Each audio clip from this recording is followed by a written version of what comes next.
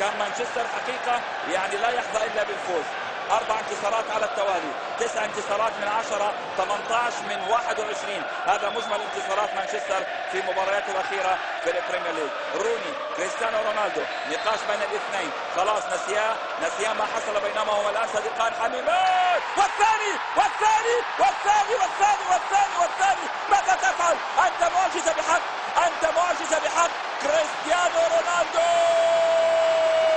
والله فابيو كابيلو يتمناك انجليزيا، والله فابيو كابيلو مدرب انجلترا لو سالته الان من تتمنى ان تظل منتخب انجلترا سيقول لك ليت عندي كريستيانو رونالدو. ليتك يا كريستيانو رونالدو ولدت في لندن او في مانشستر او في ساوثهامبتون او في برمنغهام ولم يكن مكانك في برمنغهام، لأن فابيو كابيلو يتمناك. الهدف الثاني مش معقولة مش معقولة مش معقولة.